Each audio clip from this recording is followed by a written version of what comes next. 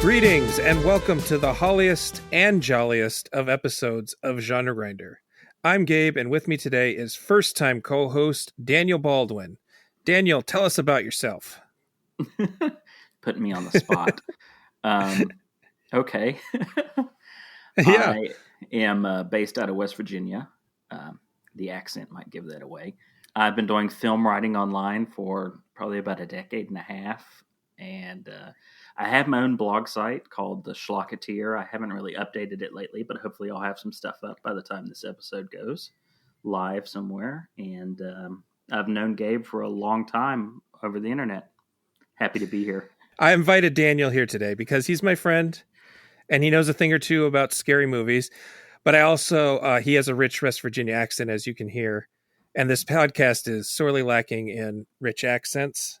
I've tried having on people from Chicago and Boston and Maryland and Jersey. Here in the Midwest, I even have our friend Luana in Belgium. And all of them have disappointed me with their lack of thick accents. So thank you, sir, for adding some color to my colorless little podcast. Today, we're going to be talking about killer Santa Claus movies, or just killer Santa movies. And I want to stress that we're talking about killer Santa Claus movies, not Christmas-themed horror movies, which this falls under that. But Christmas-themed horror is a surprisingly broad subject that I can probably milk for several episodes. So I wanted to get specific and leave myself open for future seasonal things, which for some reason I haven't done in the 2 years I've been doing the podcast. I've just have never really, I kind of forgot, or 3 years now, I kind of forgot that you're supposed to do seasonal things during holidays.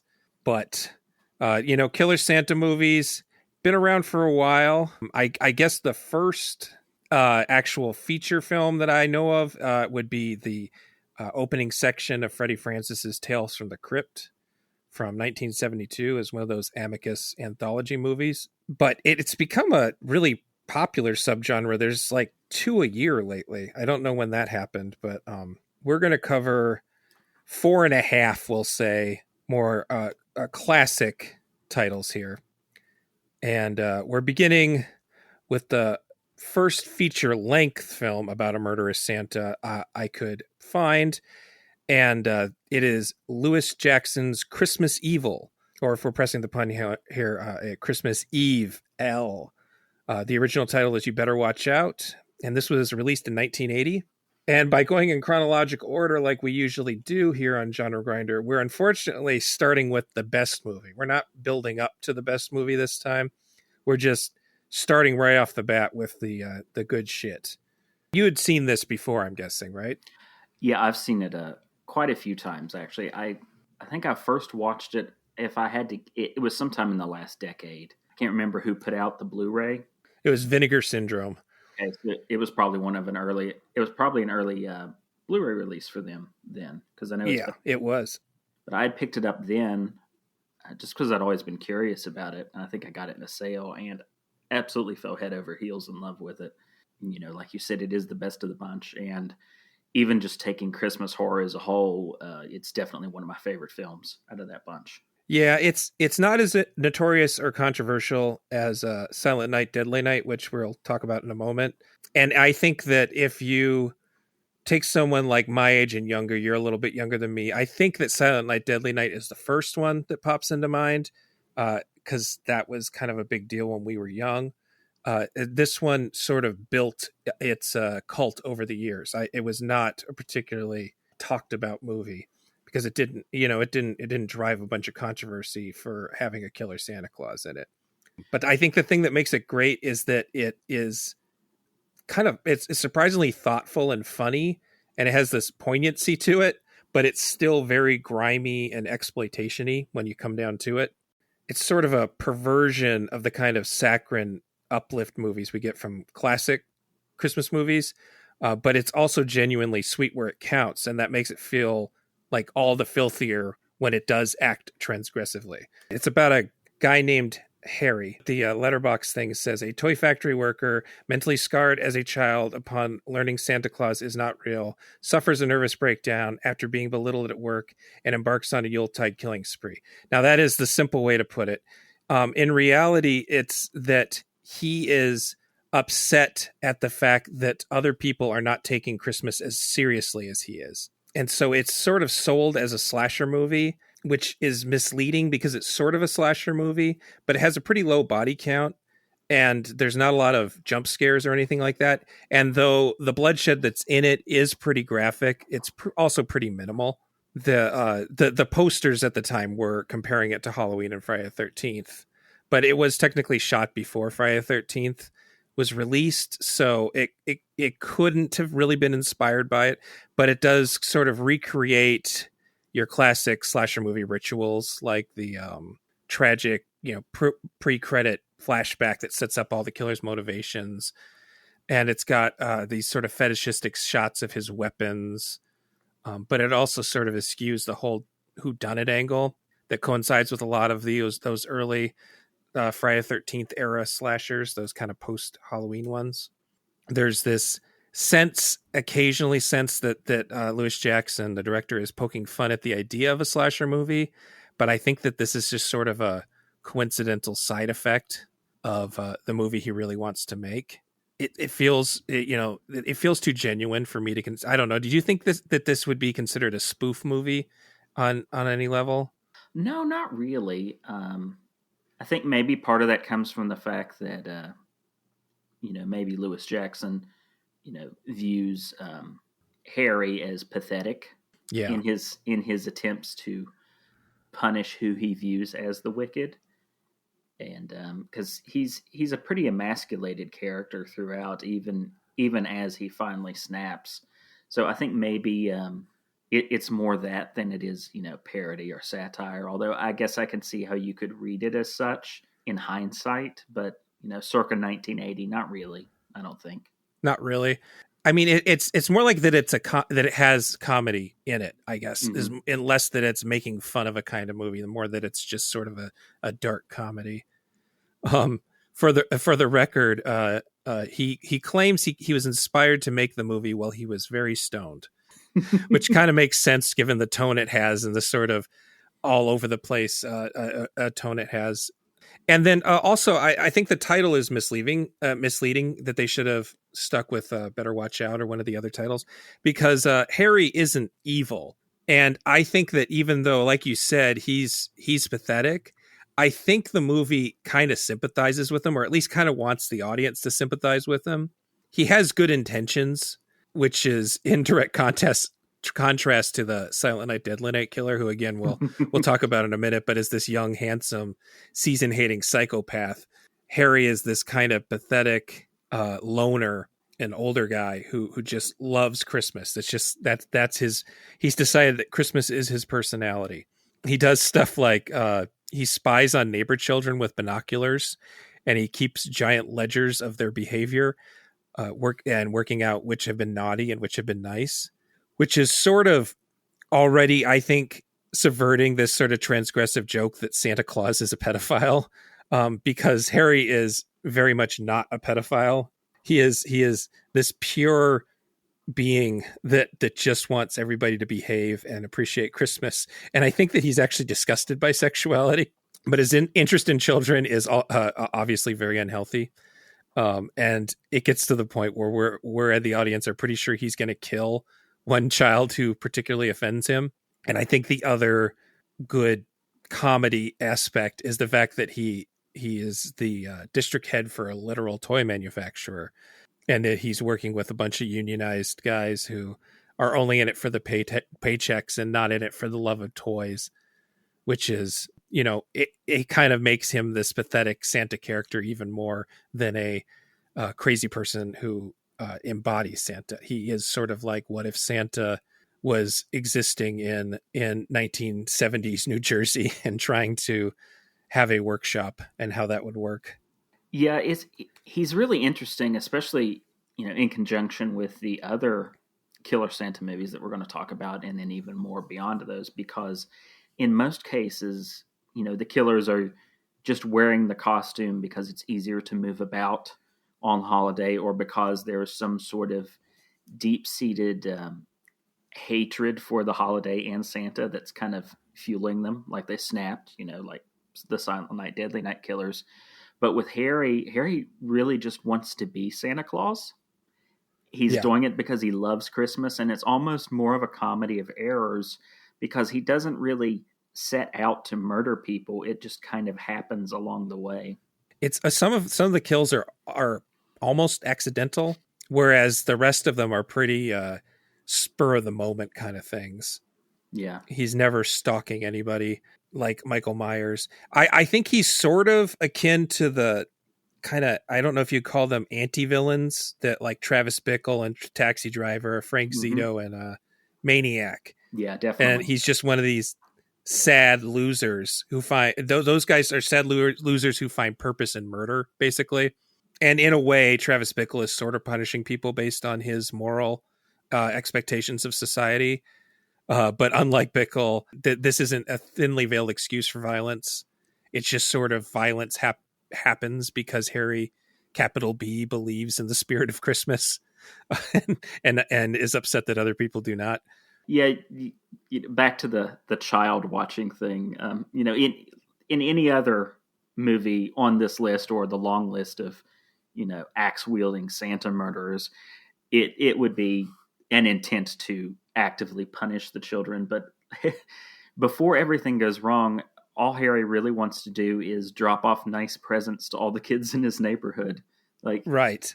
dressed up as Santa innocently. Even when he scares the naughty kid, he kind of realizes he's taken it too far and freaks out and runs away.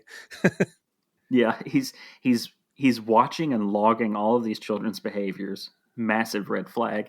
And he also decides that he wants to sneak into all of their homes on Christmas. Another massive red flag.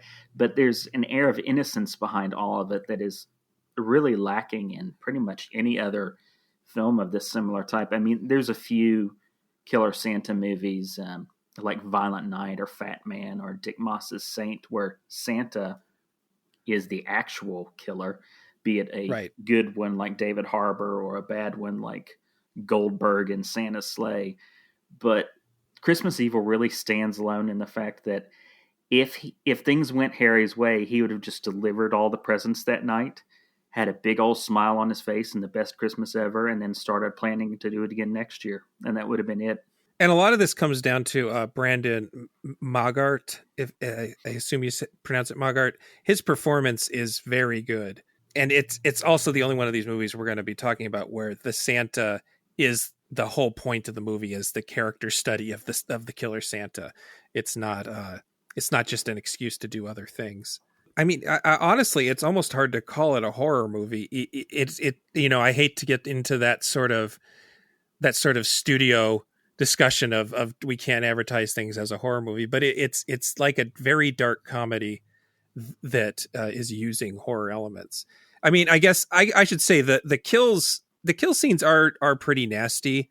There's one part where he stabs the guy in the eye, and it doesn't last as long as the splinter scene from Lucio Fulci's Zombie, but it's just as juicy, I would say. Yeah, it's pretty gnarly. Yeah.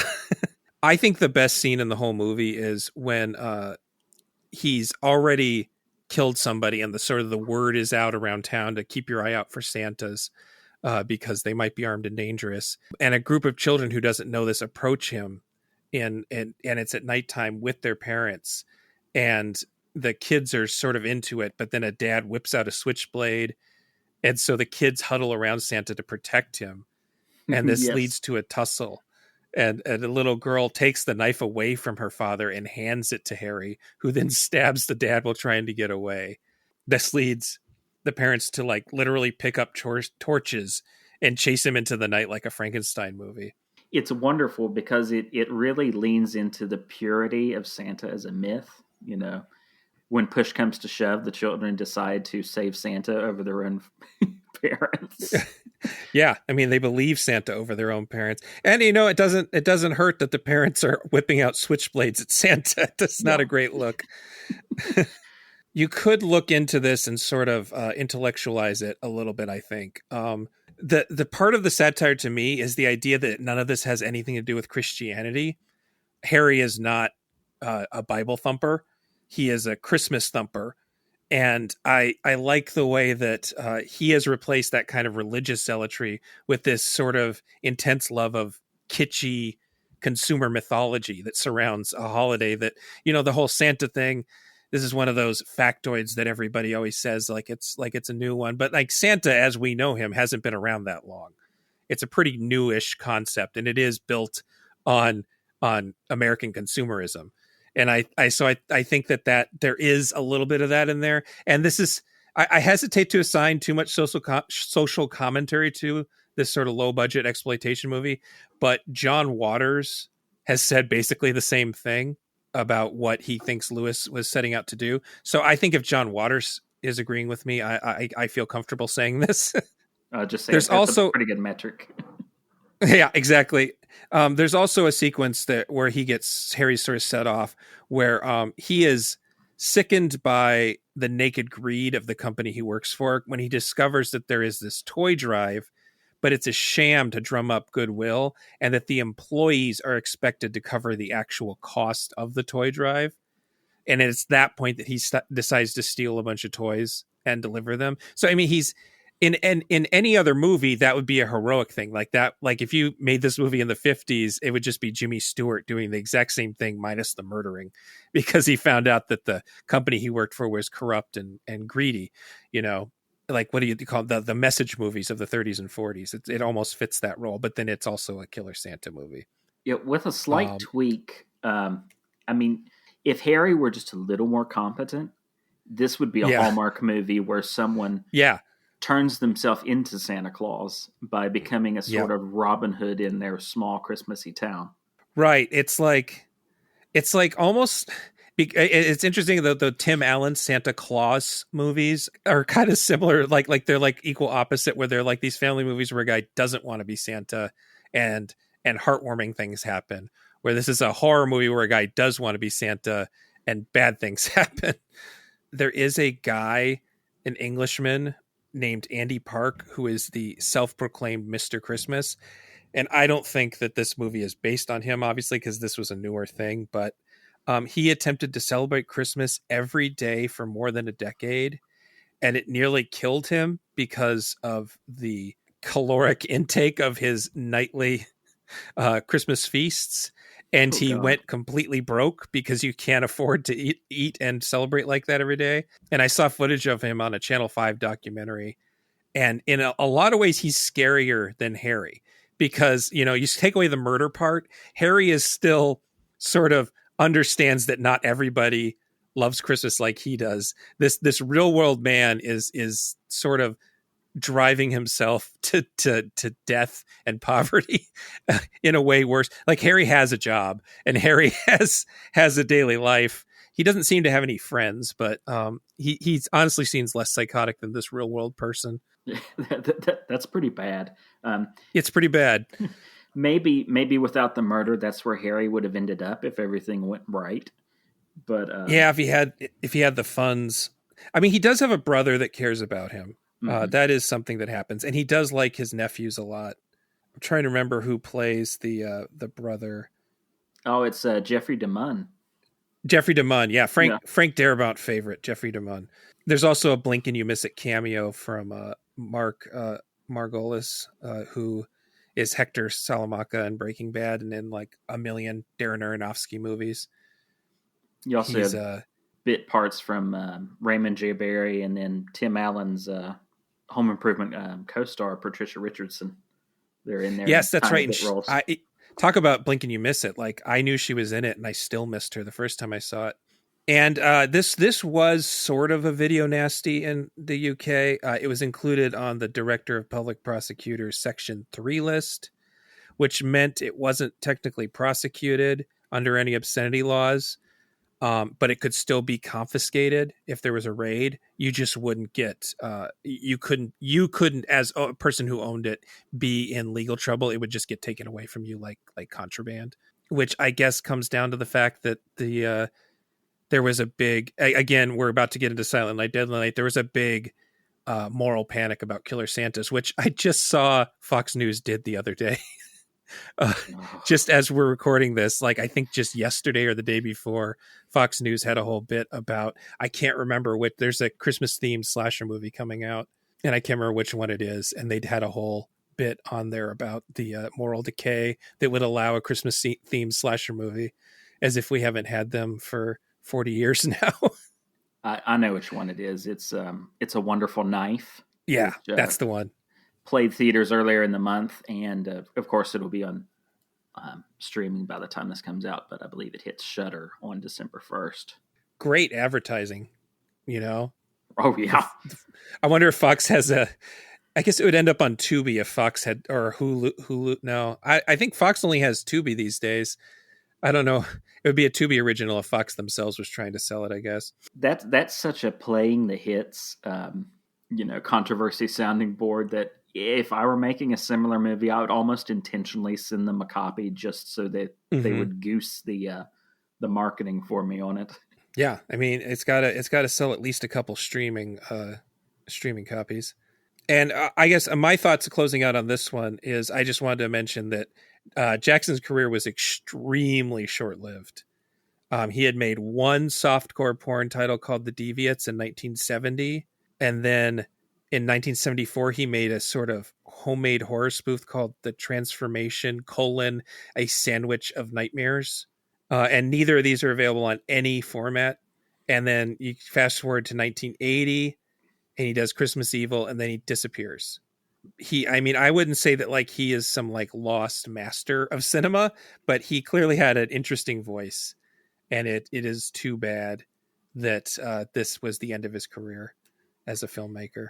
That's one of those situations where you mourn the loss of what he might have given us had he continued, but also, and he may not have viewed it this way himself, but when you kind of mic drop a, frankly, as far as I'm concerned, masterpiece like this, there's nowhere to go but down. So maybe it was good that he closed out here.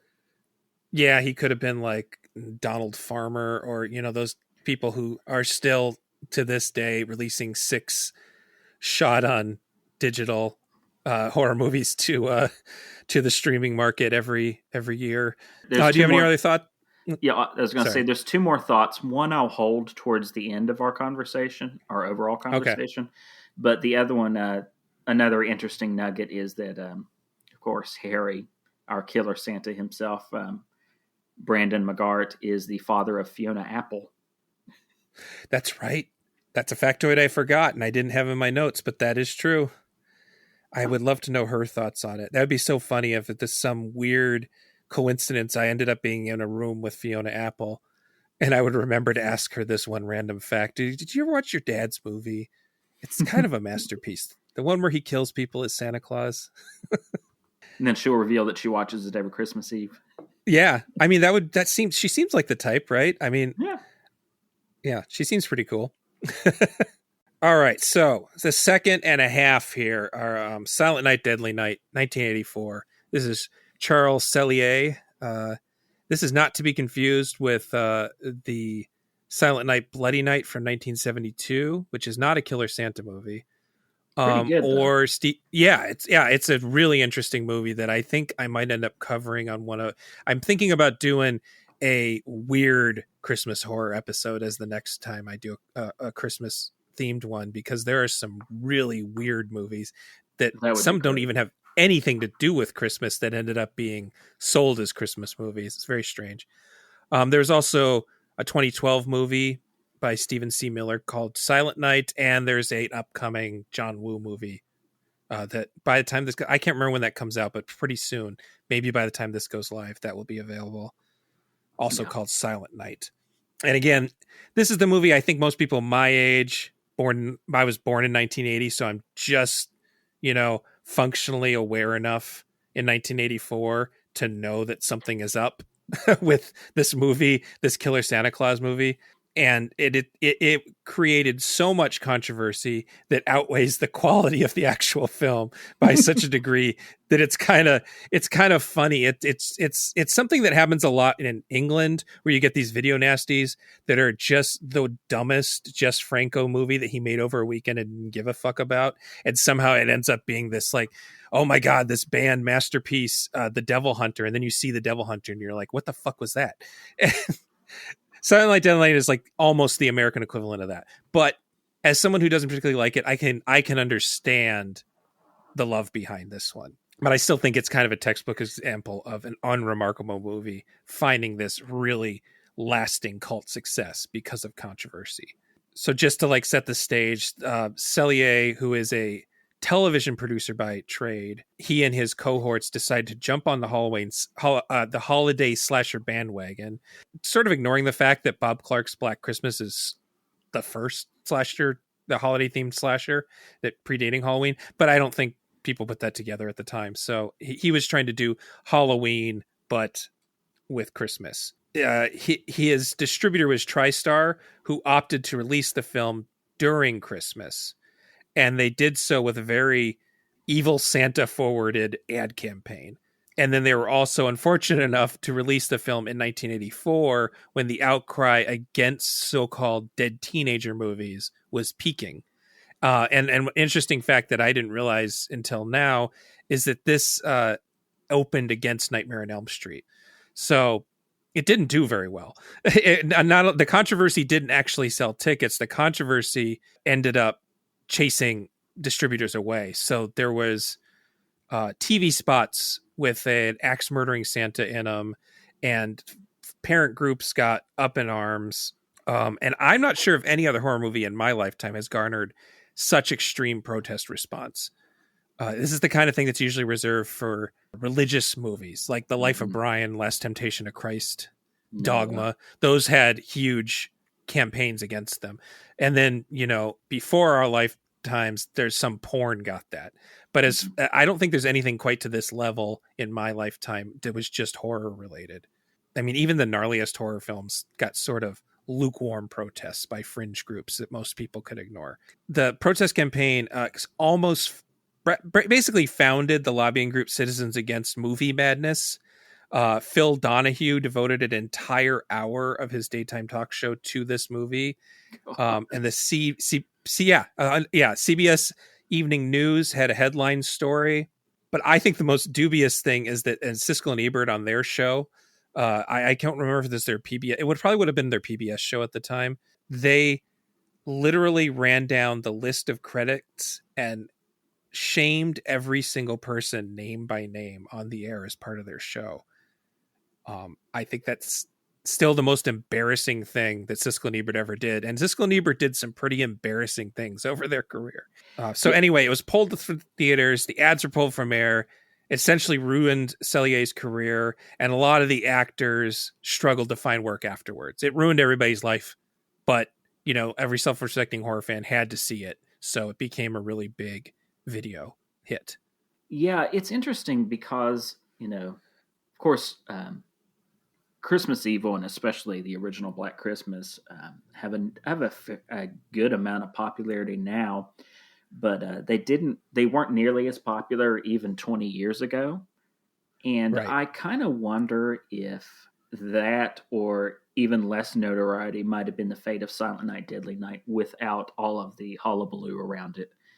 Because there's other Killer Santa or Killer Christmas movies from the early 80s that, horror fans know, like To All a Good Night or Don't Open Till Christmas, but no one else has heard of. And I suspect that probably would have been the case with this one if they hadn't raised such a stink. Of course, like you said, absolutely. It got yanked from theaters so fast that it didn't really make all that much money, which kind of feeds into the way part 2 is the way it is. But, the notoriety on the news plus the TV ads that everyone probably at least saw if they didn't see the film itself, I'm sure that's sold like a buttload of VHS tapes, which also wouldn't have happened without any of the, controversy around anything. Yeah, and I didn't look into it, but I have a feeling that a lot of the VHS money didn't go to the filmmakers either. That probably they had not. They had weird rules as far as royalties went back in those early days of VHS. So I'm going to read off the plot again from Letterbox here.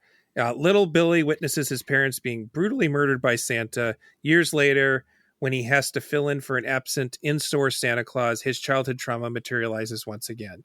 It's kind of funny watching this back to back with Christmas Evil, where the inciting childhood event is he sees his mom and dad dressed as Santa, not knowing it's his dad, groping each other, and that's enough to just drive him mad.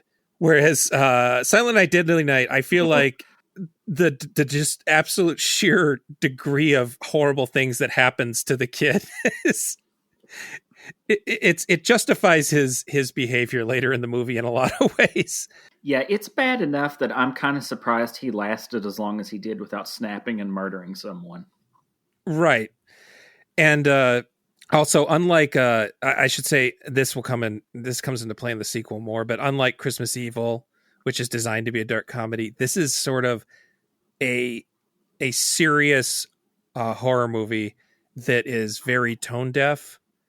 So it's easy to say it is unintentionally funny. I think there are lots of things that are supposed to be funny, but there is a lot of just that. It's not even that the performances are bad. Some of them are, but it's just that the things that the actors have to say and do are so weird and just off-putting that it kind of makes you laugh no matter what you can do. And I think the silliest thing is that the original script must have been 600 pages because it's like a miniseries worth of plot. and I guess it's telling that Sellier worked in television, but he spends roughly a third of the runtime rolling out reasons why the mad killer has gone mad, which is something like, what do you got? Got the burning. The burning gives you 3 minutes at the beginning of the movie where we find out there's this guy who is mistreated and some kids burn him. And that's all we need to know about why he's gone mad. Or Friday the 13th, kid died drowning. That's all we need to know is, and then his mom went crazy because the people weren't watching him who were supposed to watch him. But this has not only his family murdered, but then it's like, again, a good third of the film is him in the orphanage, which is run by like iron-fisted nuns, just being traumatized by things that happen in the orphanage, and the fact that nobody really knows how to deal with his trauma, and it just builds and builds and builds and builds. I was when I was revisiting this, for this episode, my son was walking in and out of the room, and he caught enough early on to know how traumatized Billy was by Santa Claus and Christmas. And he walked in right when the store owner makes Billy dress up as Santa, and he just said, "Oh no!" I mean that, and I think that's a joke that is intended and lands really well. I'll say, as someone who doesn't really like this movie, that's a good gag that we know we have a good solid 45 minutes of film telling us why he should not be around Christmas, and then he is told, "Hey, you need to dress up like Santa." It's a good gag. I think, go on. I was just saying, I like this movie a bit more than you. I will not call it good.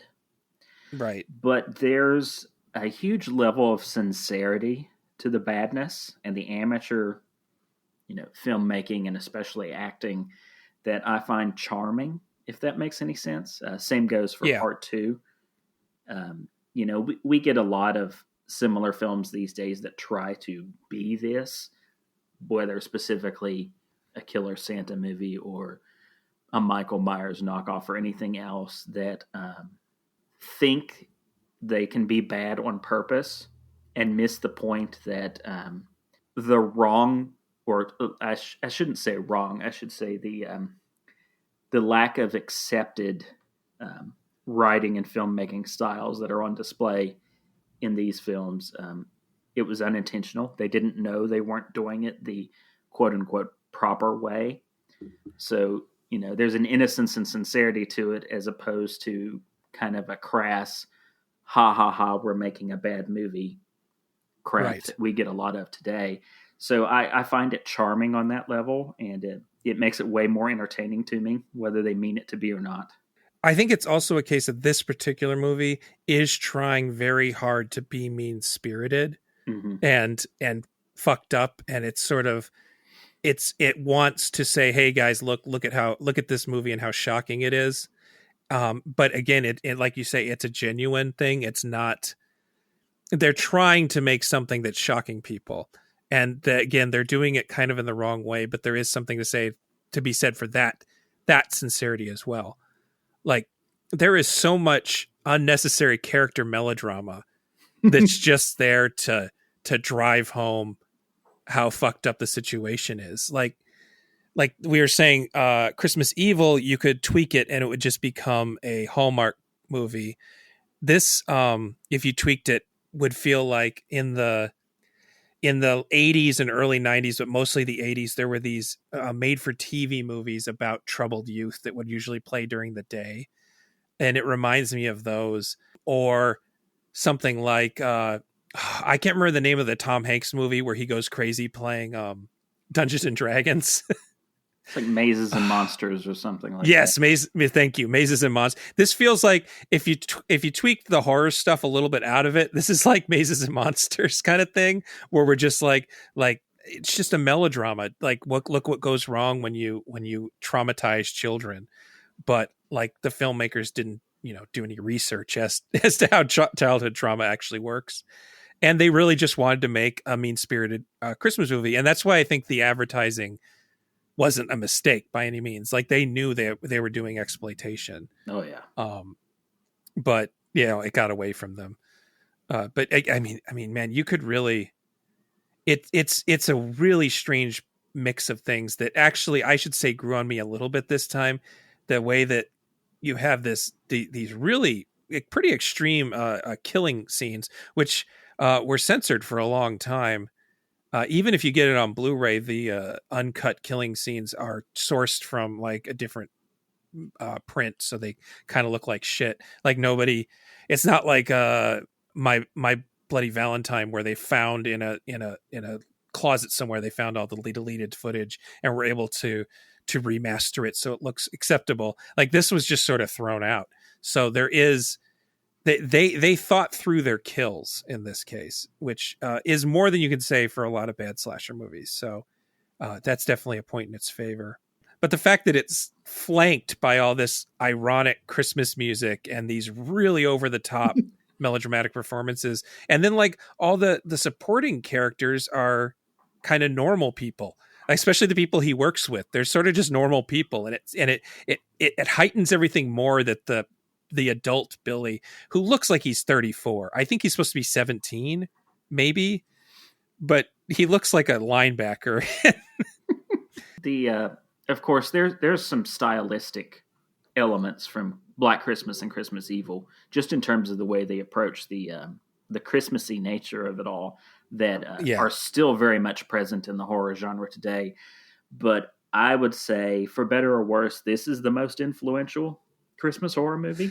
Yeah, in a lot of ways. I mean, I guess Black Christmas has been remade twice, but the remakes were really a very different movie. Well, even with that, the 2006 remake, Black Xmas, is way more of a Silent Night, Deadly Night movie than it is a Black Christmas movie. Like, and it's got a similar amount of heaped trauma on as the backstory. And it didn't occur to me until we were just now talking about it, but Rob Zombie's Halloween remake, with the way it, tacks a prequel on to the start of its Cliff Notes version of the Carpenter film, all of that is kind of very Silent Night, Deadly Night as well, with the heaped amounts of trauma upon little Michael. I suppose so. Bad thing happens during a holiday, and he ends up in a insane asylum instead of an orphanage, which is probably what Billy should have ended up in, an insane asylum. Yeah. And the fact that he goes from this cute little kid to this fucking pro wrestler sized man. Exactly. I mean, he's not quite as big. He's not quite as giant as Michael Myers is in the zombie films, but he's a big, big boy. I think that as I was watching this, I noted that this is actually one of Patrick's favorite slasher movies. I can see that. And I noted that he actually loves the movie Romano Scavellini's Nightmare, which I think it's released here as Nightmares in a Damaged Brain. Mm-hmm. He also really likes that one, and I realized that they have a lot in common. They're these sort of trashy slasher movies that are failed attempts at serious psychodrama, and are really focused on the how hard it is to what makes someone into a killer. But I think the Nightmare wins for just being purely tasteless and gory as hell.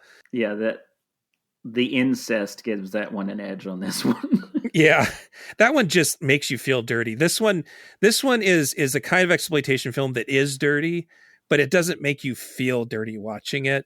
I mean, I guess some people might feel dirty watching it. It feels like you're having fun. This would be a good party movie. I imagine it works really well at a party. Yeah, it probably would. Yeah. You were talking about it feeling like an entire miniseries with a plot crammed into it.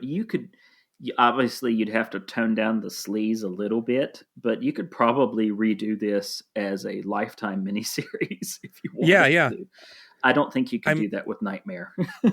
No, absolutely. I mean, God, can you imagine? Like Nightmare would be like you could turn Nightmare into like a Prestige Channel miniseries. Mm-hmm. It'd be ultra serious. Hire some actor who really wants an Emmy nomination, and then all the critics would hate it.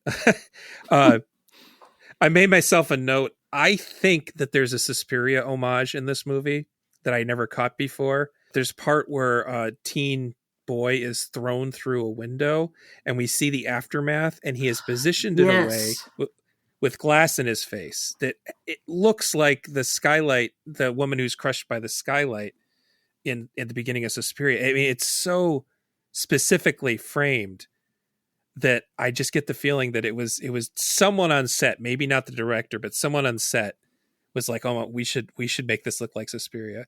I clocked that when I watched it, and then I forgot about it. But they don't frame it once; they frame it twice because you get a second close up on the body after the fact. Yeah. I mean, it's not like Suspiria was a super obscure movie at the time either. So I think it was on purpose. And this also has a great soundtrack. Just it's sort of halfway between ironic and genuine. It's composed by Morgan Ames, and it's performed by him and Lee Montgomery. Or also, I should say, Lee Montgomery, Doug Thiel, Carmen Twilly, and Dee Dee Denard. And I think I would describe this as a bar rock soundtrack. It sort of sounds like a bar group that wants to be the E Street Band, but just doesn't have the talent to get there. And that just adds this really great layer onto how strange so many little things that don't need to be strange are strange about this movie. I also got a bit of nostalgia rush out of all the toys on the shelves. Yeah, because 1984 was like prime toy time for me. Yeah, I was paying attention to a lot of those this time around. And there's also a level of even with the Christmas decorations, because the stuff in Black Christmas and Christmas Evil, it's more classic, more ornate. And not so much stylish, but just more what you would think Christmas decorations would look like in those two films. Whereas this one, these are like the discount rack cheapo decorations that were very prevalent at the time. I remember seeing a lot of them when I was little, both in stores and at people's houses. And so there's a level of nostalgia there that just kind of worms its way in. If you're our age or older, probably not so much with younger generations, because a lot of that stuff's sort of been phased out. Yeah, you can always tell like it was put up by underpaid workers who didn't want to do it. Mm-hmm. And some of the statuettes and little animatronic stuff look a little too creepy to be sold nowadays. But they were kind of the norm. Yeah, there were some fucked up. The little animatronic Santas were fucked up, man. I remember them really scaring me as a kid. Did not like them. And there's some twisted, uncanny valley nature to that stuff. Yeah, it's always moving. It has this placid smile, and they're always moving in the same pattern over and over again, which is just something creepy about it.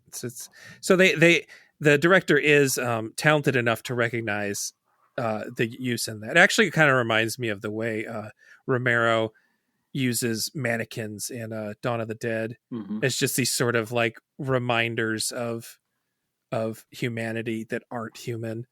So and then this is actually the first time I watched the first sequel. Oh yeah. I did as I had never actually watched it. I of course knew about it because it's sort of a famously bad movie as opposed to a cult movie that's bad. This is like a Troll 2 level movie kind of. And I guess it was made.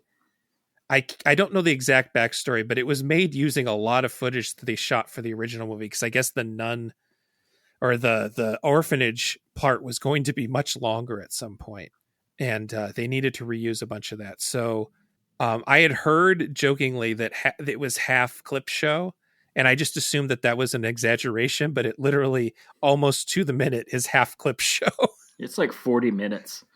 Yeah, it's like I think it's 43 minutes. I looked, and the movie is just under 90, so it's almost exactly half of the movie. Like, I'm wondering if there was a producer somewhere saying you can't do more than half the movie as clips, and so they had someone there timing it so that they would still be under their contract. But it's narrated by Billy's adult brother, now adult brother Ricky, which he's supposed to be a teen, but again looks like he's in his 30s.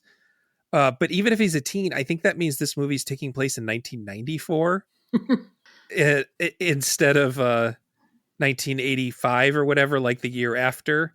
And the guy playing Ricky, whose name I haven't written down, is so stiff and over the top at the same time.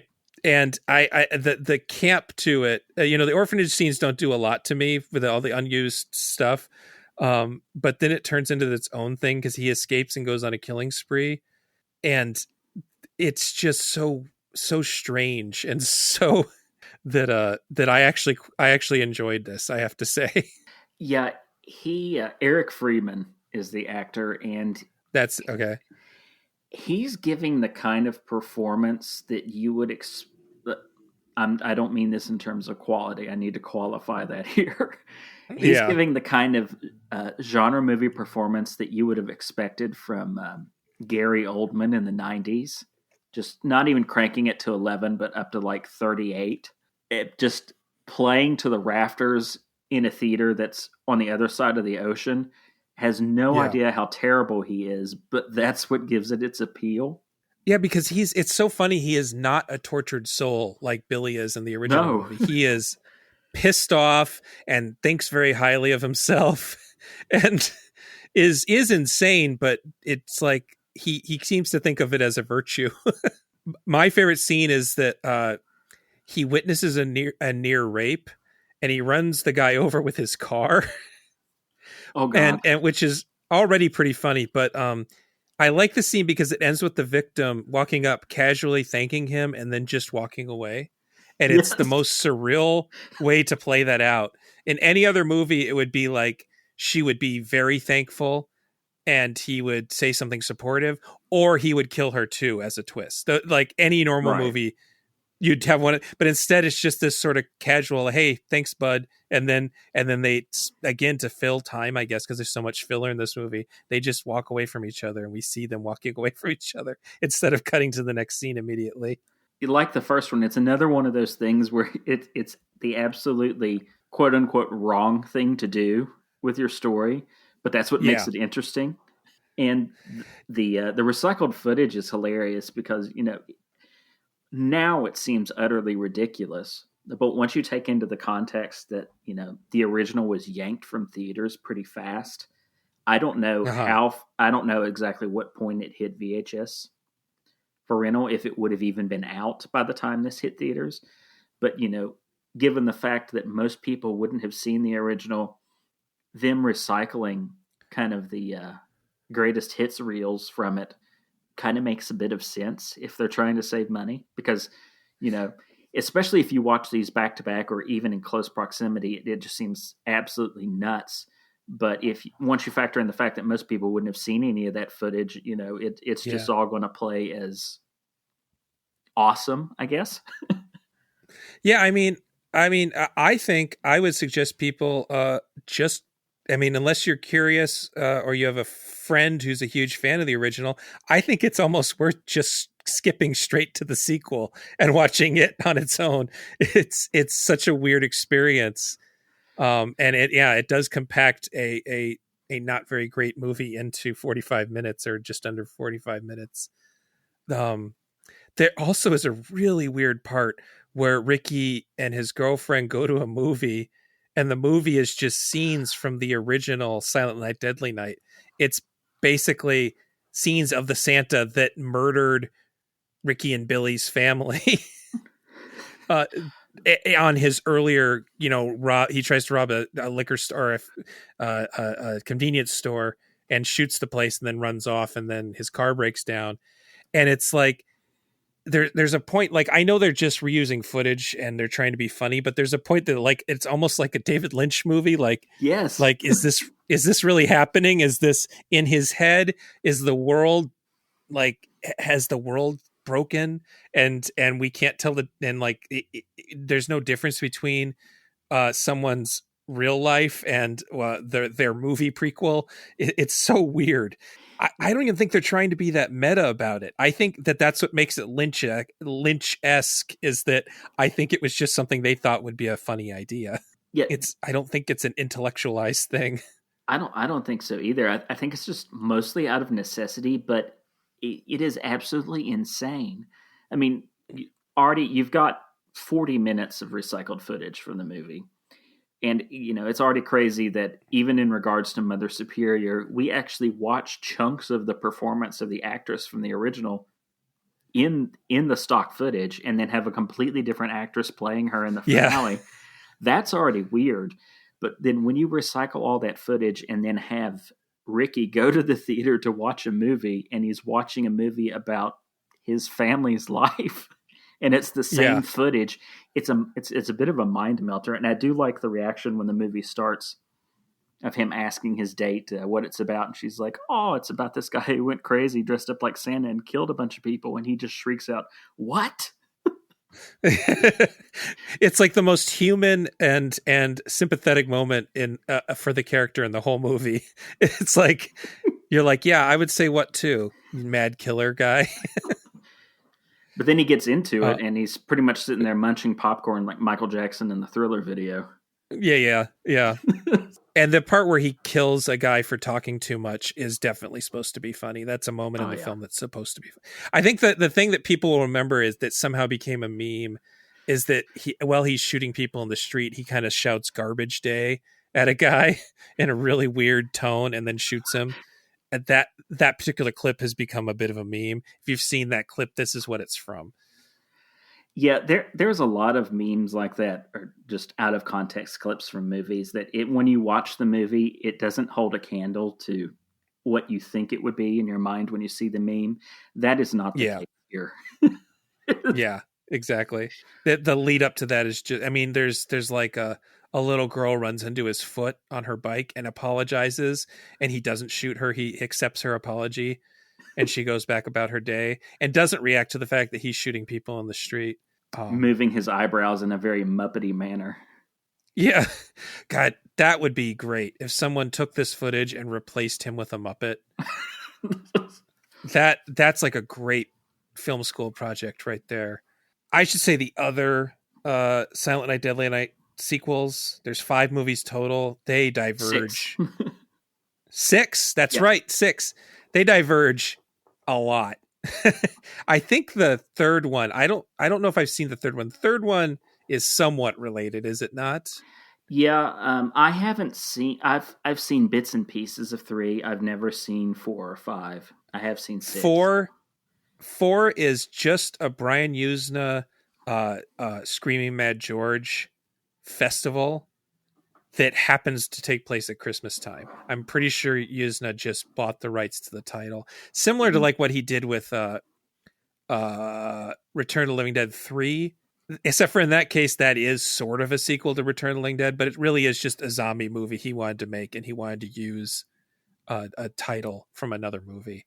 But I recommend Initiation. It's a bizarre movie. I have not seen The Toy Maker though. I've heard nothing but good things about 4 and 5. 3 does have Ricky as the main character, but it's Bill Moseley, and he has a fishbowl on his head with an exposed brain in it. And Monty Hellman directed the movie, so I'm really interested in it. Good. But I haven't seen it. I've watched the first 2. I should find some time to rewatch Initiation and watch 3 and 5 at least. I don't know anything about 6. I just know it's there. 5 is, I believe, about an evil toy maker who makes toys that murder people. So it has more. Yeah, it's like a puppet master type thing, isn't it? Mm-hmm.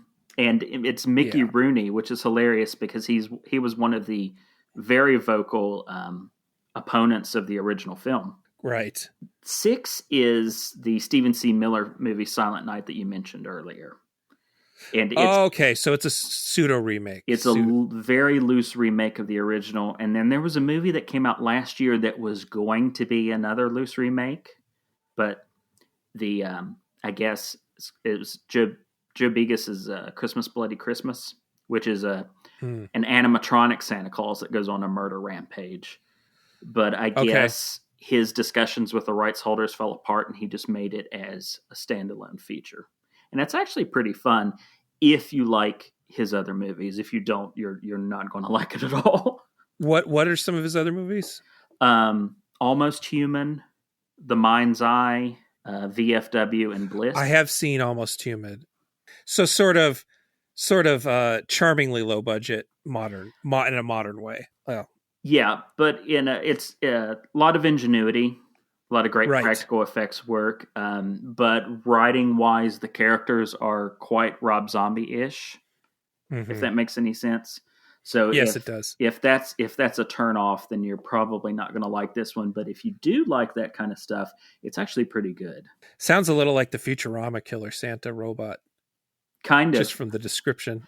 Well, the whole gag with it is that it's using technology that was developed for the military, but not purchased by the Pentagon or whatever. So they pivoted and made robot Santas for Christmas stores. And of course, this particular one malfunctions and goes back to its Killbot military programming and decides to slaughter everyone in the town.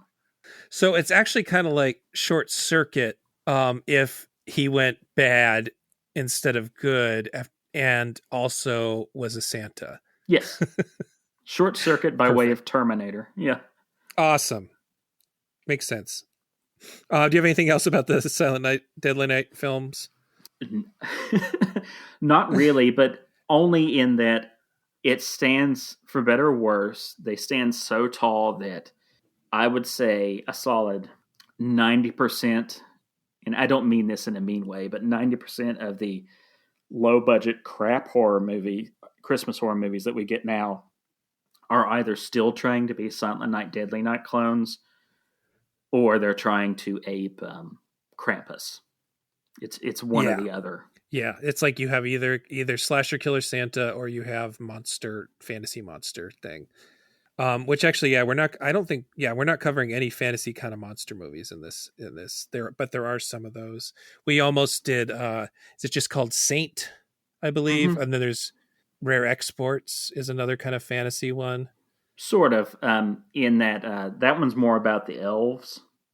And Santa never actually gets loose, but that's still the general idea. And then I already mentioned Santa's Sleigh with Bill Goldberg earlier, where you've got an actual evil mythological Santa on a rampage. And then Krampus, I feel kind of bad putting Krampus in this category because Krampus is kind of a different. Yeah, it's different idea. Too off on its own. Yeah, but we're going to change gears here, and we're going to go away from strictly horror movies, and we're going to cover a movie I had never seen. I'm going to use the title Deadly Games when I'm talking about it mostly. This is from 1989. This is not to be confused with the un-Christmassy 1982 slasher, also called Deadly Games, that was released semi-recently on Blu-ray by Arrow, which I didn't particularly like. But this is AKA Dial Code Santa Claus, and its original French title, which I'm going to butcher for here. I'm going to say Toi c'est un cinq Côte Père Noël, which is 3615 Code Santa. It's called Santa Claus, and it is sometimes known as Game Over. For some reason, Letterboxd has used Game Over as it chose that one. It's got a lot of things. This is a French film, as that French title might indicate, though I guess it could have been a Canadian film too. It was directed by, and I'm going to butcher this one too, René Manzor, and it is not, I would say, a 1/3 horror movie. It's sort of a unique mix of horror. It's slightly raunchy child's adventure, a genuine action movie, and then there's a lot of spoof in this. That's a serious spoof. Not like when we were sort of discussing Christmas Evil as a possible spoof. This is like there's a couple sequences here that are like Naked Gun, airplane level spoof of things, but very briefly. And just to set this one up, I actually wrote a plot out for this. The plot follows a young boy named Thomas who lives with his invalid grandfather, who we find out later has pretty bad diabetes, and his mother. And his mother, it wasn't clear to me exactly, but I believe she's the CEO of a big toy company. Mm-hmm. And he is a sort of junior disaster prepper. And he lives in this big mansion, and his grandfather and mother support his habit. And so he sort of sets up his play, like he sets up the house with traps, but it's really for play. It's to have fun. He dresses up like Rambo, and there's like a montage of him doing his Rambo thing. And then he has speakers that play war sounds, and he has little trap doors set up for the dog, but it's mostly for play. It's not really that he's preparing for the worst. He is just having fun. But all this comes in handy when his mom fires one of her company's street performing Santa Clauses. And that guy is already not in the best shape, and he figures out where she lives and goes to kill her family, though it's kind of inconsistent as to what his motivations are, and I'll talk about that more later. But the basic idea is Thomas defends the house, which again is really more of a mansion, and protects his grandfather against the invader, and the invader is wearing his Santa outfit the whole time. Well, the mother hurries back to save him through a snowstorm.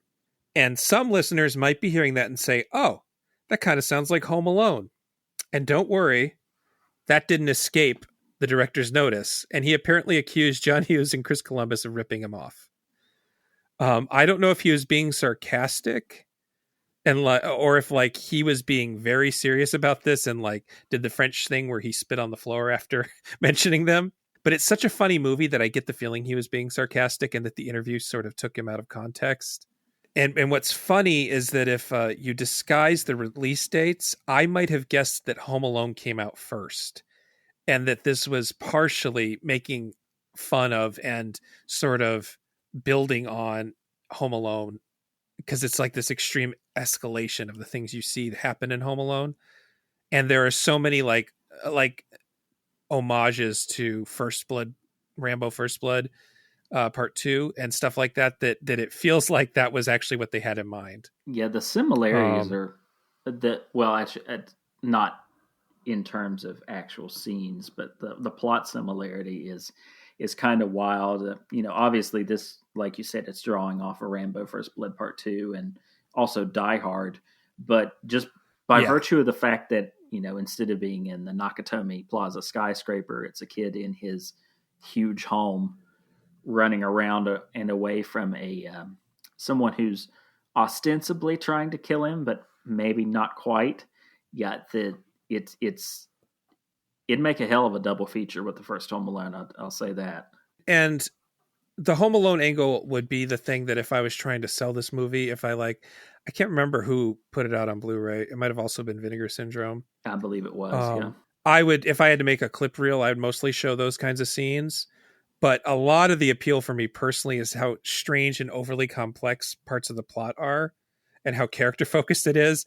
But the title Code Santa is a very ambiguous thing where the company that his mom works for is setting up a sort of call line to talk to Santa. But it seems like it's also an early internet computer program as well. Like you can I there's a scene where the boy is Thomas is helping his friend fix a computer game where you can talk to Santa. It's one of those things where it feels like the filmmakers had a lot of ideas, and this happens a lot in kid aimed genre movies, I've noticed, for some reason. But they have a lot of ideas and they aren't really sure how to gel them together, so they end up with just a lot of scenes that just sort of fit together.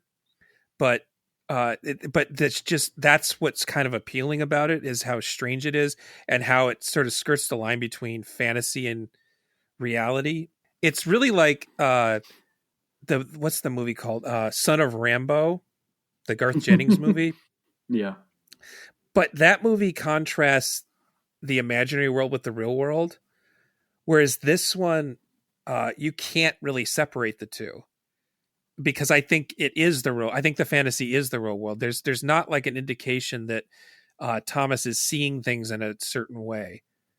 And again, he's built his entire home up with the fantasy, so it doesn't really, like secret passages and stuff like that. It doesn't really.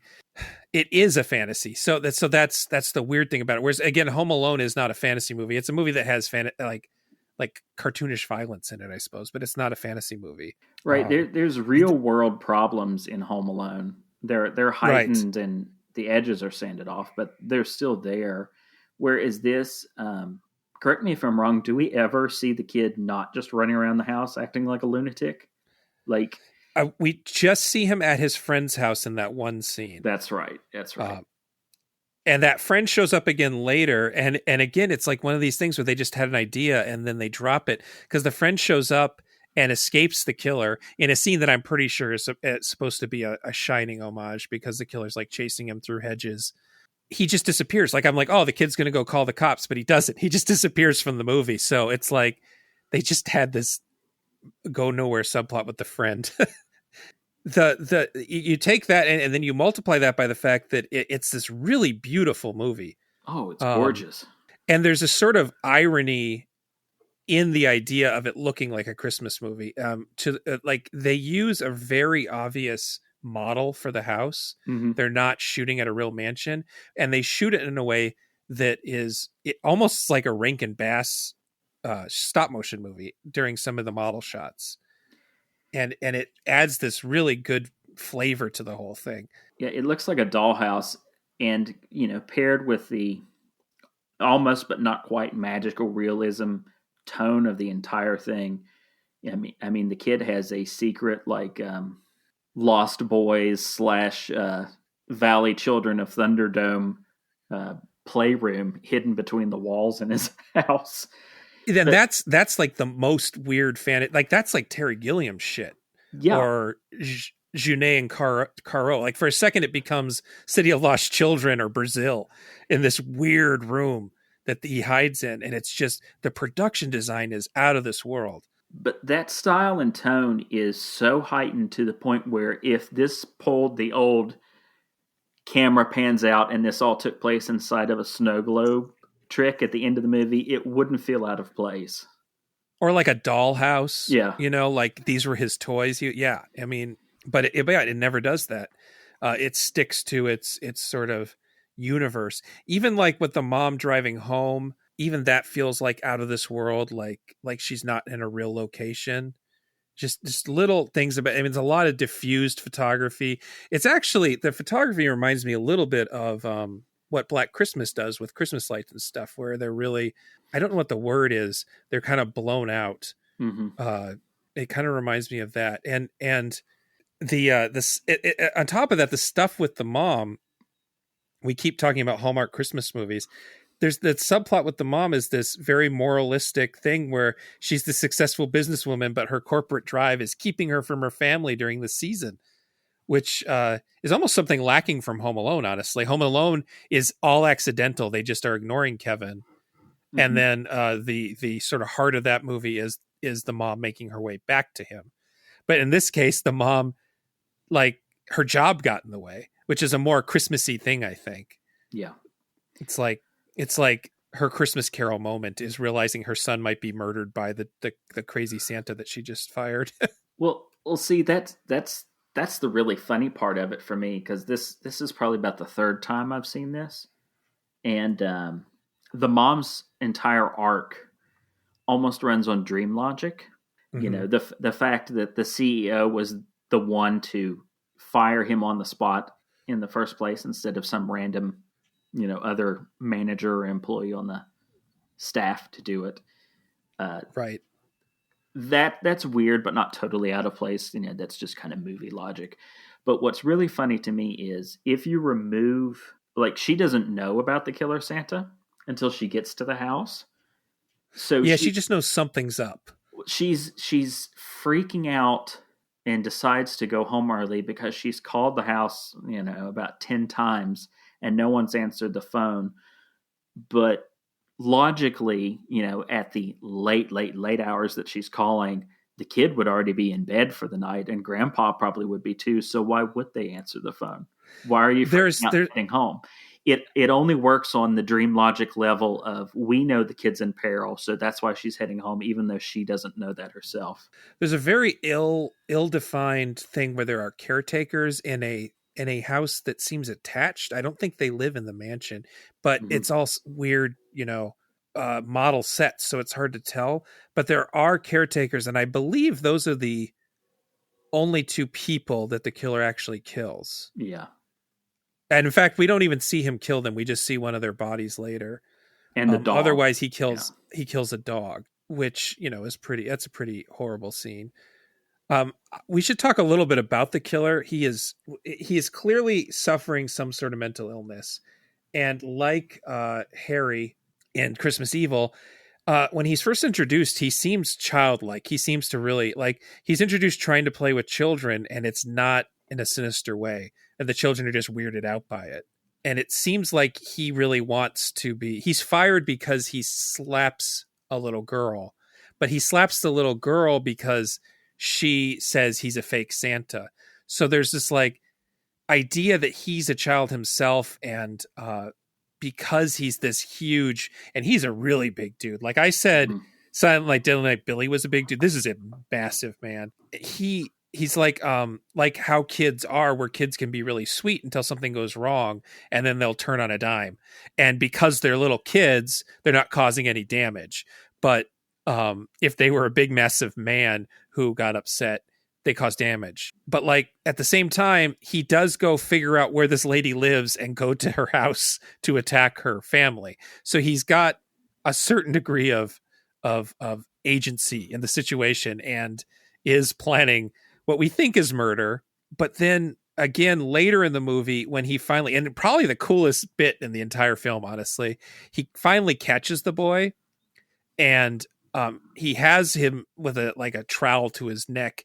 But instead of killing him, he says, "I win. Now it's your turn to seek and my turn to hide." Which is like, it's a great twist to have your slasher killer suddenly reveal that he really just wants to play hide and seek. But it also doesn't make any sense, because he's definitely trying to kill them. And he's like, he definitely tries to kill the neighbor kid when he shows up. So I'm not sure. I'm not sure if they decided on what they wanted the killer to be. If the tone weren't as heightened and wild as it was, that wouldn't work. It would almost seem like a cop-out, but because of how absolutely just fantastical the entire thing is, it's great. Like, it's one of my favorite parts of the movie. Well, and then it leads to the best scare in the movie, which is the kid. He needs to go get... Yeah, that's right. That's how we know that the caretakers live in a different house, because they, for some reason, have the grandpa's insulin. I don't know why the grandpa doesn't have it in his room. And the kid has to run to the other house, and he tries to drive a cop car. The killer kills a cop too, doesn't he? I think he kills a cop. Yeah, I think so. And he tries to drive the cop car back to his house, and the killer is in the back seat, and he jumps out and screams, "You cheated!" and grabs him. And it's a great jump scare, but it's also really funny because he was hiding in the car, and he's still hiding up to the point where the kid calls in to the other police that he needs help. And that's what he's cheating, is when he's bringing in outside help. There's also a cute little scene where the grandpa and Thomas are playing a sort of variation of Dungeons and Dragons.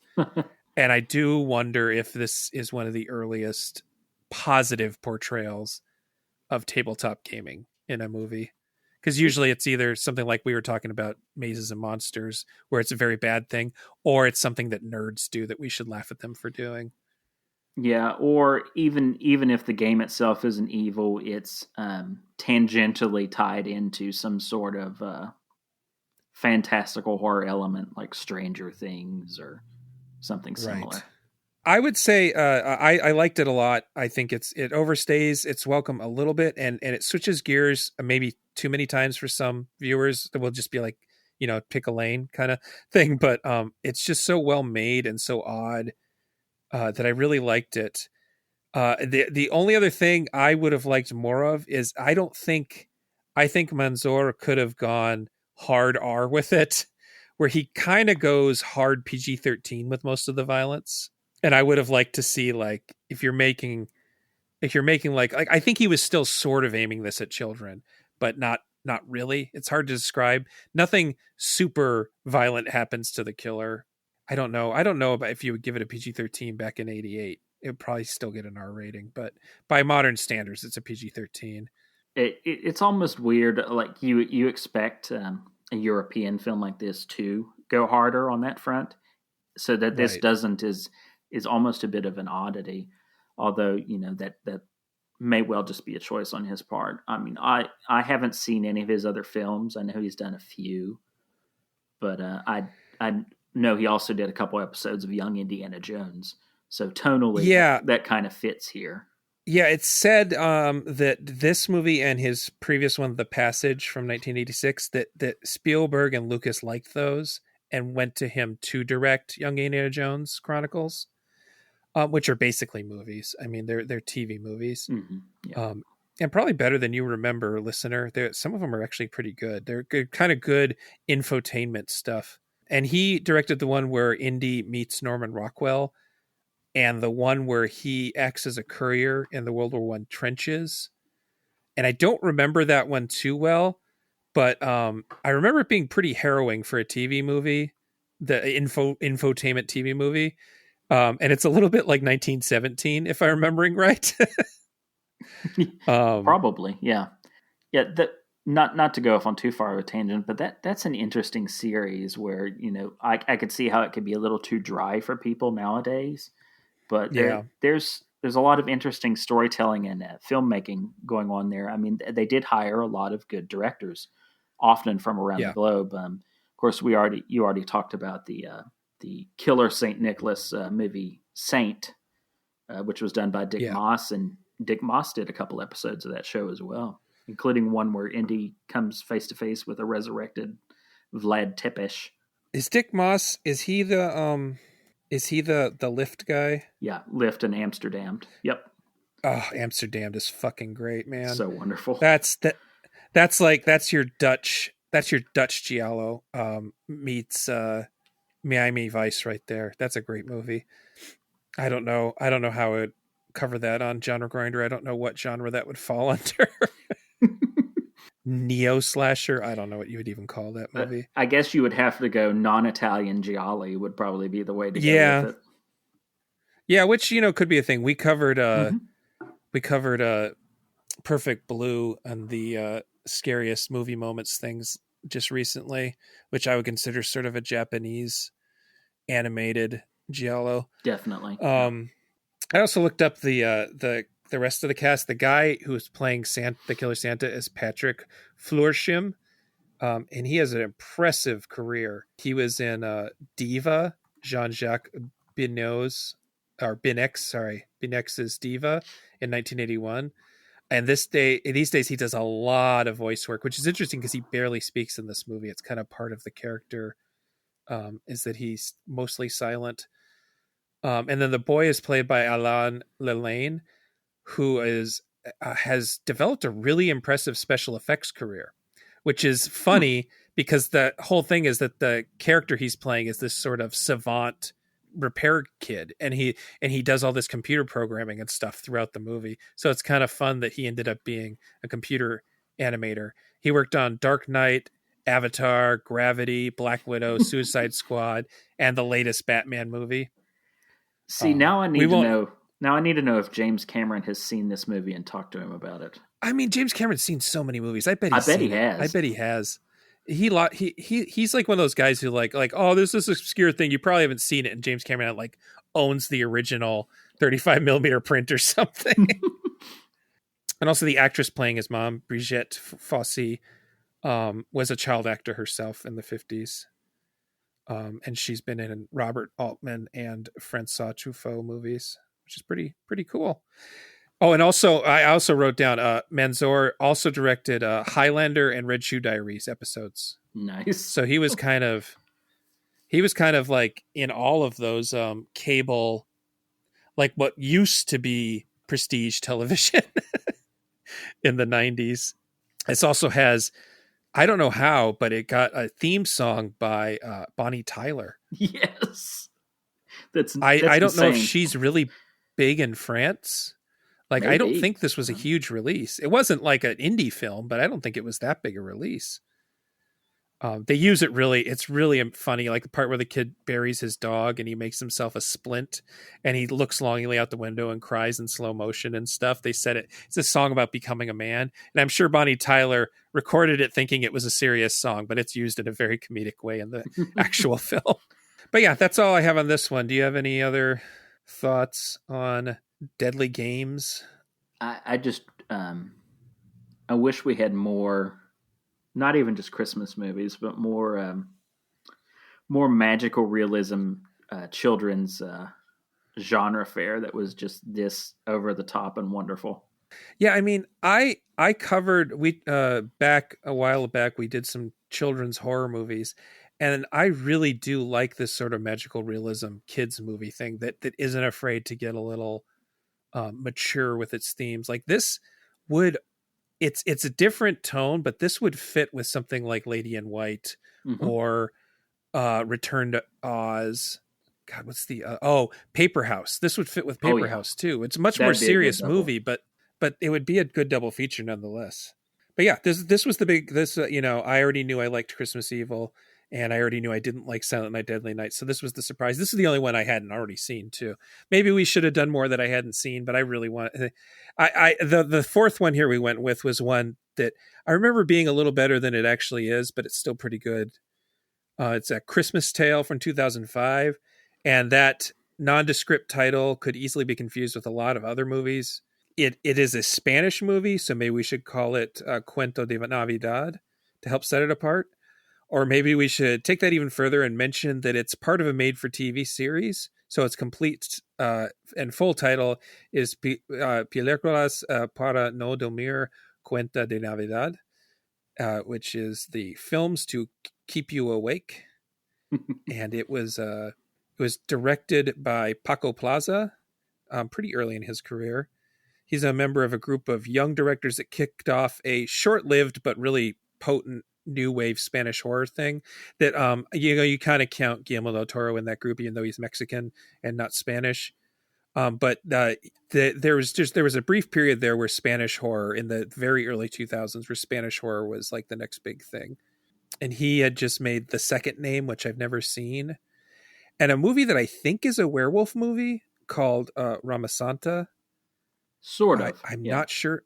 It seems like it's like in the spirit of Brotherhood of the Wolf, from what I understand. A little bit. It's based on a real life serial killer. It's a period. Oh, okay. Julian Sands plays the role, and the man thought he was a werewolf, and the movie doesn't really land on one side or the other as to whether he actually was or not. It's okay. Kind of a really not quite art house, but a little bit more serious minded than you might expect it to be. Well, and then after that, he became more famous for co-directing Rec 2 with Yam Balaguerro, and then he solo directed Rec 3, which was the one that that breaks apart from the found footage thing. It is a pretty good movie in its own respect. Rec 4 is kind of terrible, but I like the first three. And then he directed Veronica, which I haven't seen, but everybody loves that one. I haven't seen it either, but yeah, that's pretty universally praised, and it just had a prequel drop on Netflix as well called Sister Death. I haven't seen that either. Cool. I didn't know that those were related. I saw Sister Death on the Netflix page, and I did not know that those were related films. That's cool. But so yeah, this was made, as I mentioned, as part of the Películas para no dormir series, the films to keep you awake, which was originally described by people on our side of the pond as a Spanish version of Masters of Horror. But it was actually a 2005-2006 revival of a 1966 series called Historias para no dormir. And this was a total of 6 movies that included this one, A Real Friend, Spectre, The Baby's Room, which was directed by everybody's favorite Alex de la Iglesia, who did Perdita Durango and Day of the Beast, and what was his TV show called? 30 Coins. TV show yes, 30 Coins. Very great guy. And then To Let, and then Blame. And Blame is interesting because it's a pro-life screed from the director of Who Can Kill a Child.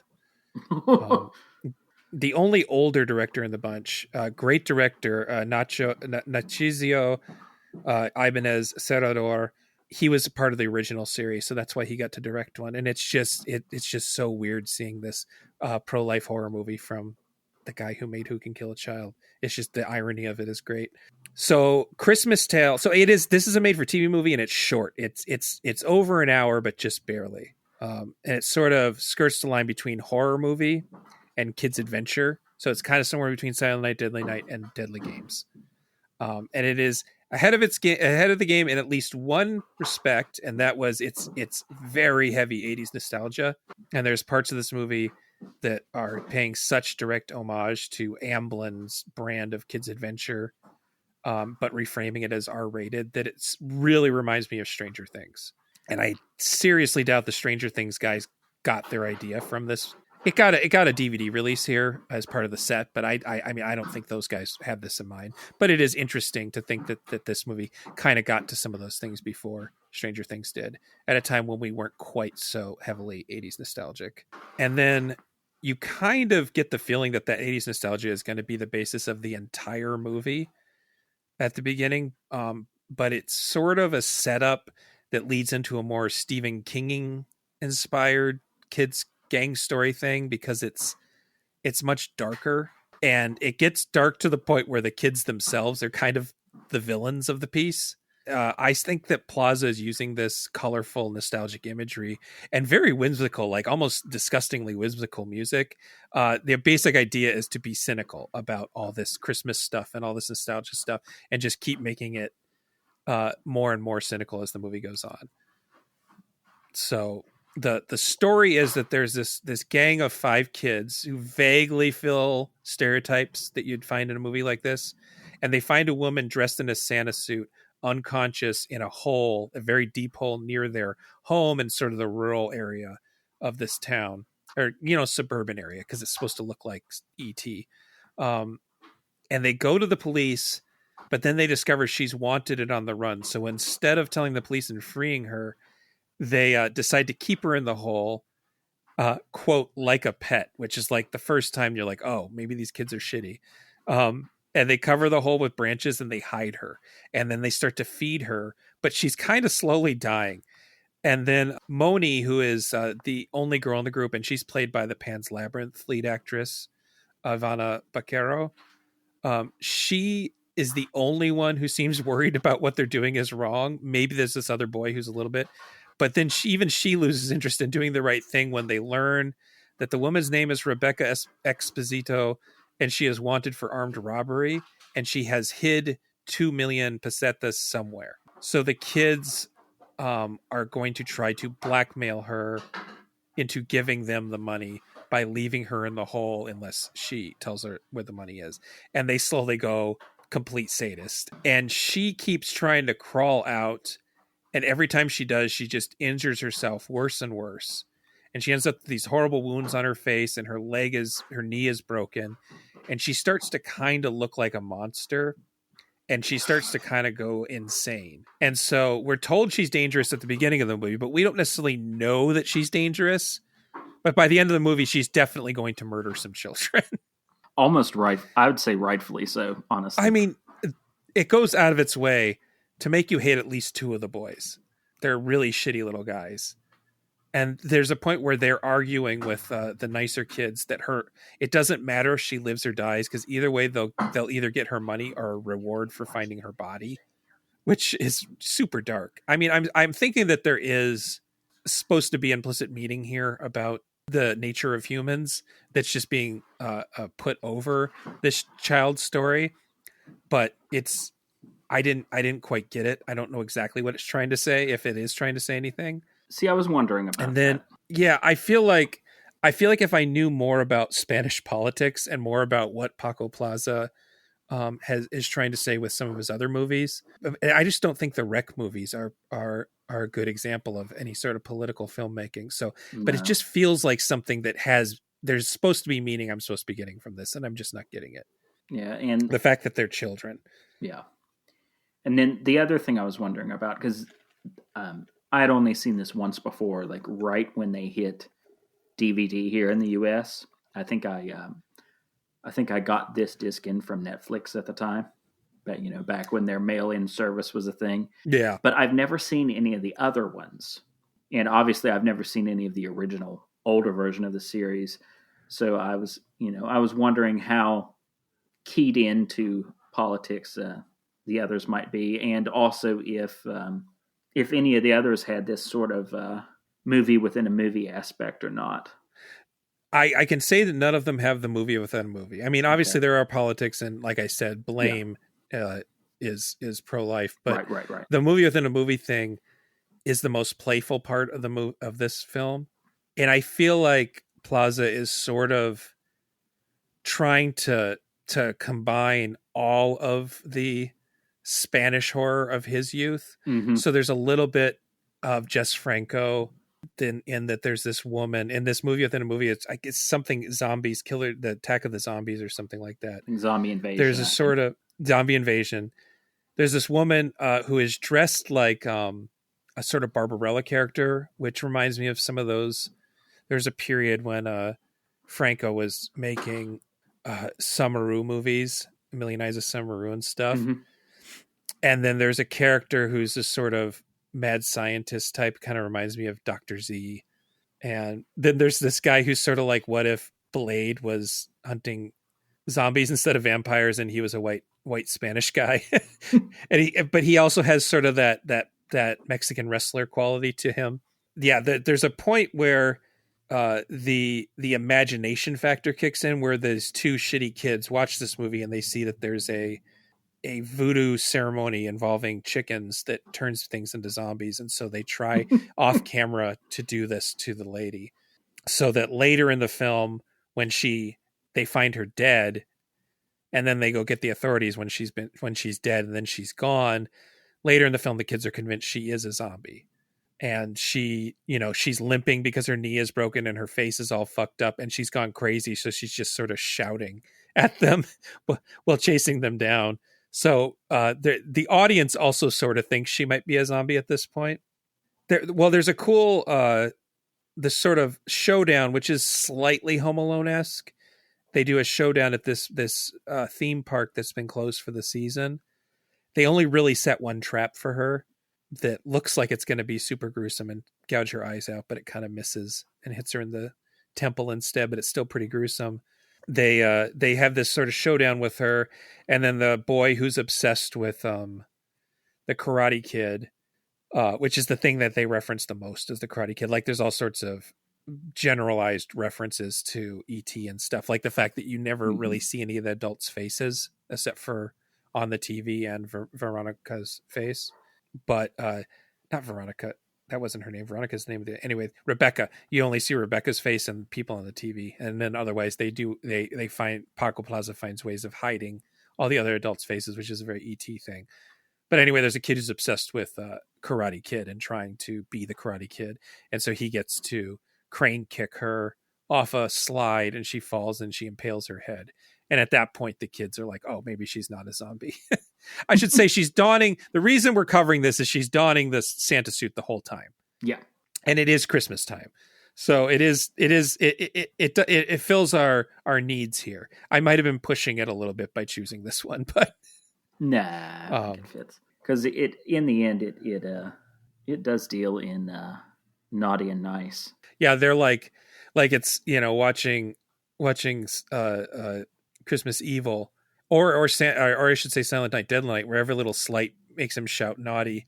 It's something where kids are being this naughty and they're effectively slowly killing a woman for money, and greed is, that's about as naughty as you can get. It's a great progression because, like you said, that it's very Amblin, it's very Stranger Things at the start. So you think you're watching, a bunch of precocious Spielbergian children running around as latchkey kids whose parents are just never around, and any other adult is just not giving them the time of day for the most part. But, the twist being that they're not, precocious, sweet little Spielbergian children. They're Stephen King little shits. Exactly. Having them do the sort of final showdown at this closed theme park is a really nice way of sort of perverting the childlike nature of everything. I really like that it's this fun, nostalgic place that it's full of danger because it's not functioning right now. And that does lead to a really good scene where the kids start talking about disposing of her body, and Moni freaks out. And it basically says, we're 12 years old. We're not supposed to be discussing the disposing of bodies. This is wrong. This isn't what we're supposed to be doing. It's like a really good self-aware moment in a movie that's otherwise not very self-aware. But I guess the movie itself, the characters aren't really self-aware. All the kids are really well drawn. You've got there's 5 of them, right? Yeah. Yeah. 2 of them are kind of dicks from the get-go. Not as much at the start, but definitely worse as it goes along. The Karate Kid obsessive is well-meaning, but a bit of a doofus and just kind of goes along with everything. And then you have the one boy who is attempting to be nice for probably about 80% of the story, and then just finally succumbs along the way. And Moni is the one that, kind of holds fast on not being an awful little shit. And it does pay off for her in the end. Yes. I guess. I do feel like the coda, I'm not sure if I think the coda is necessary. I like what they were going for with it, but I'm not sure if I like the way it turns out. The thing I really do like about it, looking back on it in the context of these other movies, is this is one where the kids actually make their own Killer Santa. Yes. It's not that a Killer Santa is being made by trauma. And it's not like some of these other movies we didn't cover where the Killer Santa is just a creature that's going to come and punish children. This is a case of someone who's a criminal, but we don't know how bad of a criminal, being driven by children to become a attempted child murderer. I think that maybe 1 or 2 of the kids should have actually died. I'll say that much of a spoiler that nobody dies. That maybe they should have killed off one of the kids just to sort of set how dangerous she is. Probably, yeah. My memory was very hazy until I sat down to rewatch it, and I couldn't quite remember if one of the kids had bought it during the theme park chase at the end or not. I really did. I really remembered one of them dying, but no, they don't. The woman who plays the sexy Summeru looking or Barbarella looking character in the movie within a movie is Elsa Pataki, who is apparently in a number of the Fast and Furious movies, and I'm not sure who she is. She's the mother of Vin Diesel's child. That's right. So she's like the character that they just sort of dump when they decide that they want Vin Diesel and Michelle Rodriguez to be a couple again. Yeah, they paired her up with him in like 4 or 5, and then just kind of kicked her to the curb in 6, and then fridged her in 7, I think. I can't remember. Or 8. I've seen them all, but it was in 8 because retrieving the baby from the airplane was the redemption arc for Jason Statham and Luke Evans. Because you always have to have the face turn with your villains in the Fast films. Right, because it's Dragon Ball Z. All the villains except for 2 become good guys at some point. She's also in Beyond Reanimator. She's the lead in that, Oh female yeah, lead. yeah, And unfortunately for her, she's in Dario Argento's Giallo. yeah. The But film, not on the the flip show. side, she's also married to Chris Hemsworth. So Oh, is she? I don't yeah, think I noticed that part. yeah. Well, there you go. Well, that's all worth it. And Beyond Reanimator, she's not bad in that movie. It's No, not no, the no, best movie, but no. I like her as an actress. the last note I have on this movie is that for some reason IMDb credits George Romero as co-director, That's and I weird. cannot figure out why. I looked everywhere I could. I asked Twitter, I got no answer. I found an interview where the interviewer talks to Paco Plaza about Romero, who had just died, when he's doing a interview rounds for Veronica, and he just sort of mentions that he had talked to Romero once and got his blessing for the Rec movies. That he said he liked the Rec movies. He doesn't once mention that time where they secretly worked together. So I don't know why it's like that. I was like, do they show shots from Night of the Living Dead? They don't. There's no footage from Night of the Living Dead. Yeah, I was gonna say I I don't didn't think know. so.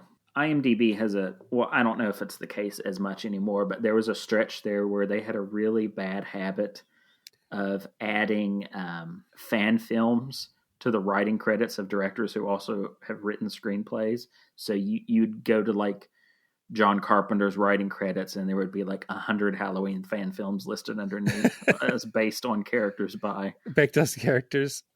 Yeah, there's no. I mean, I could see him getting a writing credit even, but no, it's a co-director credit. It's very weird. It's bizarre. I don't think it has any. I think some editor just added that. I don't think it has Probably. any basis in reality. But this is streaming on Tubi, as are Yes. all the other movies in the set. So if you want it, if it sounds interesting, this is, I think, the best of the series. The De La Iglesia one is pretty good too. I will say if you're wanting to look for them, you will have to look for them individually by title. You can't just punch in 6 films to keep you awake. They won't Yeah. pop up that way. And they don't suggest you watch the other ones after you've watched one of them, which is Yeah. whatever. Yeah, it was a little bit of a pain to find, to tell you the truth. Especially because A Christmas Story is such a generic title. Or Christmas Tale is such a generic title. That's all I got for Killer Santas this time around. Do you have anything else to add?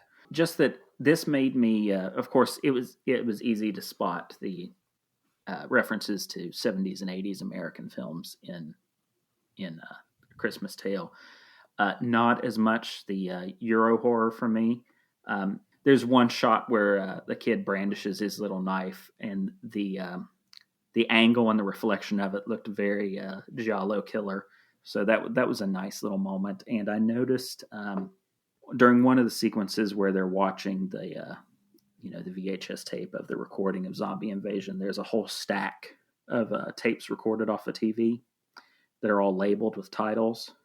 I should have paused it to see if I could pick them out. Of course, they're all written in Spanish, so unless you know the names of specific Spanish titles for Spanish horror films, you're not going to catch them all. But Paul Nashi's La Noche del Walpurgis was in there, so that was a nice touch. But basically what I'm getting at is it made me wish it makes me want to watch more older Spanish horror than I already have, because I bet there's a whole lot more references in there that I just didn't catch. Yeah. There's a Tombs of the Blind Dead poster in one shot. Mm-hmm. I noticed. Yeah, I feel like there's probably a lot of that in there that I'm just not getting. Yeah, well, I mean, that probably goes for the rest of the Films to Keep You Awake series, are probably full of all sorts of references that I miss, especially since I haven't seen the other ones since they first came out. Oh yeah. So I've expanded my Spanish horror a little bit since then. Well, then, where can the people find you to remind them of your socials and your website and all that stuff? I am, for better or worse, still on Twitter at the moment. I have an account under my own name, but I don't really use it. I just post under the Schlocketeer account, so you can find me there. I'm also on Blue Sky. I have a Threads account, but I don't really use it. Same for Instagram. And I am on Facebook under my own name, and then my site has a page, but again, I haven't updated it recently. My day job keeps me pretty busy throughout the spring and summer and fall, but since it's winding down, I should be writing a lot more soon and have some more stuff up on there if anyone's interested. And that's just theschlocketeer.com. And of course, like I said, you can find me personally on Facebook as Daniel Baldwin. Do you have a Letterboxd account? I can't remember. I do, yes. And that's under my own name. Yeah, I actually have more Letterboxd followers than Twitter followers at this point. Yeah, my Letterboxd I update pretty religiously. So that's a good way to keep a handle on whatever nonsense I'm watching from day to day. As usual, you can find me at the Genre Grinder Facebook, at Genre Grinder on Twitter. I should say Gabe Powers on Blue Sky. I have a little Genre Grinder in parentheses. The Genre Grinder Gabe on Instagram. The Genre Grinder website, which I am steadily updating. I got a lot of review copies the other day, and the holidays are coming, so I'm not sure how much time I'll have to finish them, but I'll be steadily trying to do at least 3 a week for a while here. Until next time, you better watch out. You better not cry. You better not pout. I'm telling you why. Santa Claus is coming to town. Bye-bye. You have to say bye or they think you died. Okay. Goodbye. It's so hard anyway to become a man. Happy birthday, Christmas. Welcome home.